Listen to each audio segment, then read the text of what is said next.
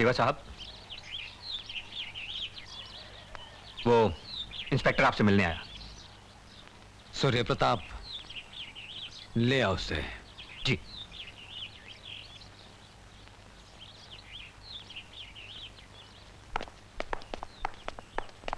आइए।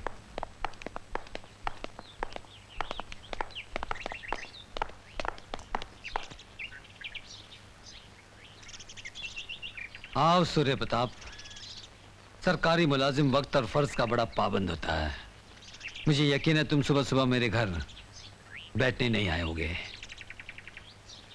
आपका अंदाजा कैसे गलत हो सकता है, लेकिन दीवारों से जैसे कोई राज राज नहीं होता, वैसे ही भंडारी भी एक ऐसी दीवार है जिसका कोई कान नहीं है। हर राज यहीं दफन हो जाता है। बोलो, कैसे आना हुआ? आज मैं देवा साहब से नहीं, सत्यदेव से मिलने आया हूं। क्या सत्यदेव जी देवा का नकाब उतार कर मेरे सवालों का जवाब दे सकेंगे? सत्यदेव का नाम लेकर तुमने देवा का नकाब उतार दिया सूर्य प्रताप। बोलो, क्या जानना चाहोगे उसके बारे में? आज का देवा गुनाह और गुनहगारों का बेताज बादशाह, 8 कंपनियों का एकलौता मालिक, अचानक 800 रुपया कमाने वाला एक मामूली सा मजदूर इतनी बड़ी मिल्कियत का मालिक कैसे बन गया? यही तो तकदीर का तमाशा है सूर्य प्रताप। मजदूरी तो आदमी मजबूरी में ही करता है। कानून और हथकड़ी दलीलों पर नहीं टिकी है देवा साहब। वो जब किसी को अपने पंजे में जकड़ती है ना, तो मजदूर और मालिक एक बराबर हो जाते हैं। क्या मैं जान सकता हूं आपकी पत्नी और उन 2 बेटों का क्या हुआ? इंस्पेक्टर, ये मेरा निजी मामला है। इससे तुम्हारा और तुम्हारे कानून का कोई ताल्लुक नहीं। पर किसी की हत्या करवाना तो गैर कानूनी है देवा साहब। गोलियों से वार शरीफ आदमियों पर नहीं होते, गुंडों और सफेद पोशों पर होते हैं। गांधी और गोडसे दोनों को गुनहगार साबित करने की कोशिश मत करो। मैं भूल गया देवा साहब, सत्यदेव से तो सत्य की उम्मीद की जा सकती है, पर देवा से नहीं। सबूत के दम पर तुम देवा से भी लड़ सकते हो। एक बात कहूं देवा साहब, लोग दुश्मन को नफरत और इगारत की नजर से देखते हैं, पर न जाने क्यों आपकी हिम्मत और साफ दिली को देखकर मेरी नजरों में आपकी इज्जत और बढ़ गई। मैं अपनी मां की सौगंध खाकर कहता हूं देवा साहब, अब इस चौखट पर मैं उसी दिन पैर रखूंगा जिस दिन मेरे एक हाथ में सबूत होगा और दूसरे हाथ में हथकड़ी। सूर्य प्रताप, मैं तुम्हें फिर आशीर्वाद देता हूं कि तुम्हारी जीत हो। झूठ की जंग लड़ते लड़ते मैं थक गया हूं। सत्य की जीत होगी तो शायद सत्यदेव की आत्मा को शांति मिलेगी। तुम हमेशा नंबर 1 रहो, ये मेरा आशीर्वाद है। Thank you sir.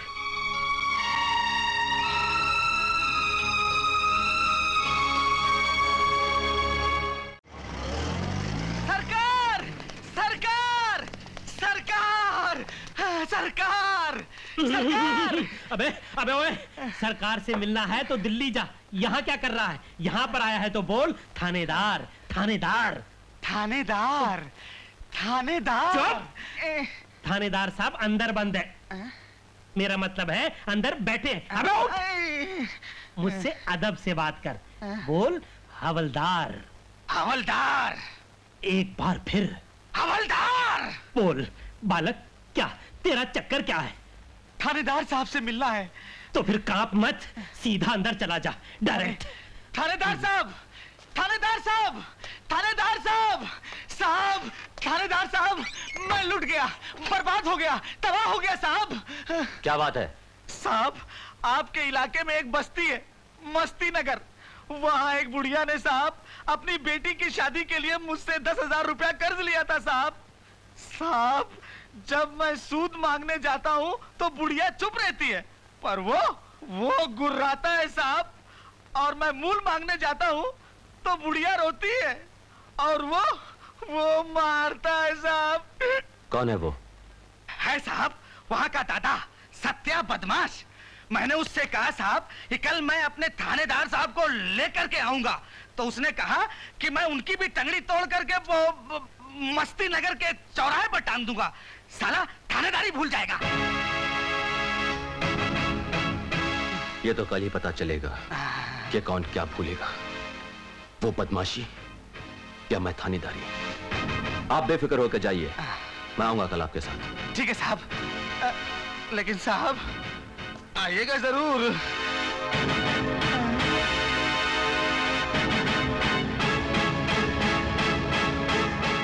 सत्या। अम्मा, महाजन चाहे थानेदार को ले आए या गुंडे मवालियों की फौज, मैं तुम्हारा बाल तक बाका नहीं होने दूंगा।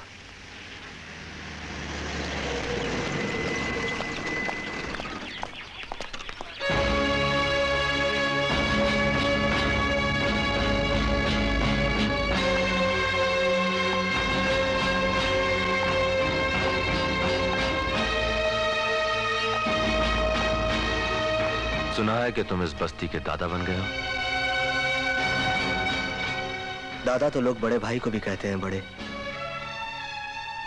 और इन बस्ती वालों से मेरा यही रिश्ता है। तुम इसे पहचानते हो?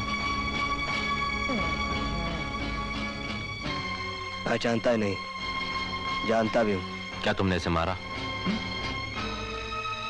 हाँ, सिर्फ लात जूतों से, जान से नहीं।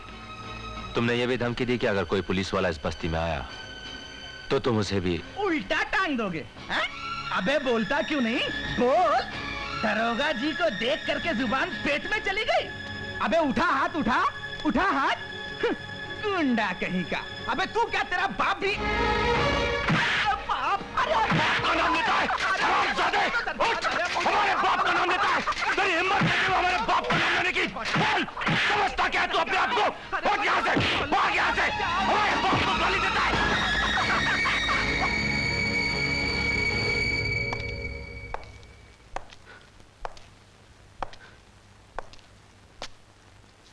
बड़े,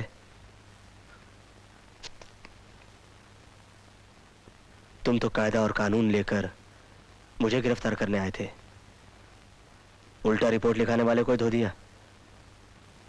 हाँ, क्योंकि जो नाम हमारी माँ की हर सांस के साथ जुड़ा हुआ हो, उस नाम को कोई अपनी गंदी जबान पर ले, ये मैं बर्दाश्त नहीं कर सकता हूं छोटे। हाँ बड़े, हाँ, अंधे कानून और दिल के कानून में यही फर्क होता है। इन सेठों के जुल्म इनकी जाती सब सही लगती है, क्योंकि ये हर नाजायज काम, हर गैर कानूनी काम कानून के दायरे में करते हैं। और मैं उस कानून को सबसे बड़ा गुनहगार मानता हूं जो किसी के दिल, किसी की आत्मा को ठेस पहुंचाए। जैसे कि आज तुम बड़े, आज तुम अपना कानून भूल गए, ठीक उसी तरह मैं भी अपने दिल के कानून को मानता हूं और उसी के रास्ते पर चलता हूं।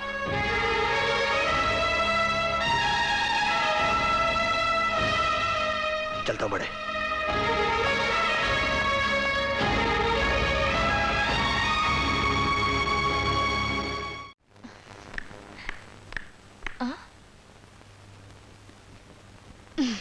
ऐसे सर झुकाए क्यों खड़े हो?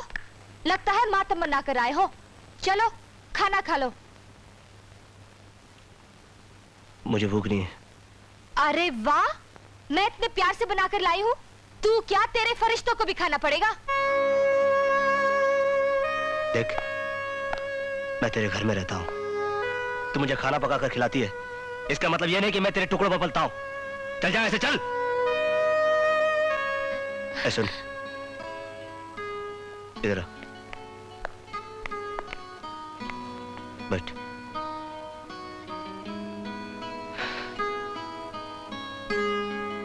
सॉरी।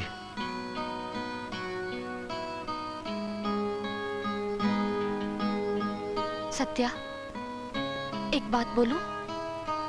बोल। तू मुझे इतनी बार डांटता है, लेकिन तुम्हारी डांट में मैंने हमेशा प्यार पाया है। लेकिन आज मुझे पहली बार ऐसा लग रहा है कि तू मुझे सचमुच डांट रहा है।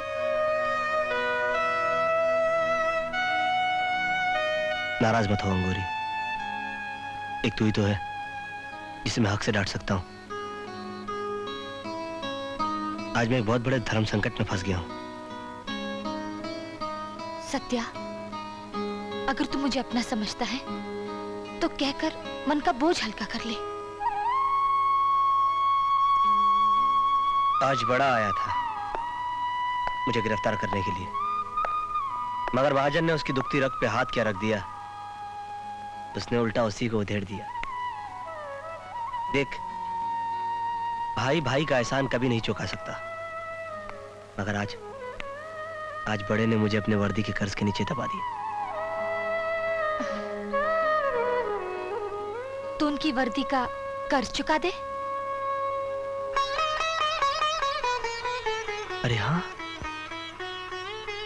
ये कर्ज उस वक्त चुकता हो सकता है जब बड़ा अपना फर्ज निभाकर अपनी वर्दी पर सितारे नहीं, 4 चांद लगा दे। वाह खुश, क्या बात है, वाह। अगर मुझे पहले मालूम होता ना कि डांटने से तुम्हारा दिमाग इतना तेज चलता है तो मैं रोज तुम्हें बगैर किसी बात के डांट दिया करता। I love you।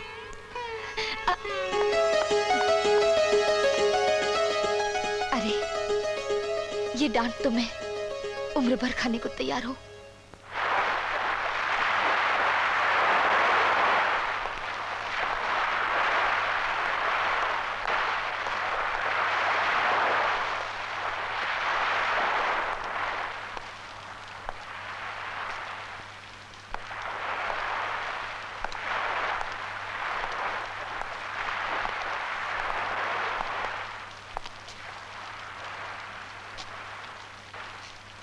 माँ कैसी है बड़े?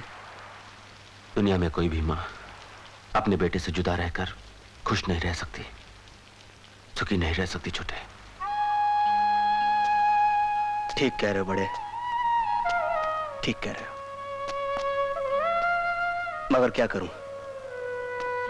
तुम्हारा प्यार और माँ की ममता घर की ओर खींचती है और बेबस लोगों की जिम्मेदारी बाहर की ओर। क्या सिर्फ यही सुनाने के लिए मुझे यहां बुलाया था तुमने? नहीं बड़े, अगर तुम देवा का माल और उसके आदमियों को रंगे हाथों पकड़ लो तो यकीनन पुलिस डिपार्टमेंट में तुम्हारी आला अफसरों में गिनती होगी। माँ कितनी खुश होगी।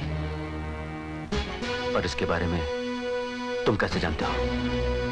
इसलिए कि गुनाह और गुनहगारों के बारे में ज्यादा जानकारी या तो पुलिस वालों को होती है या फिर मुजरिमों को।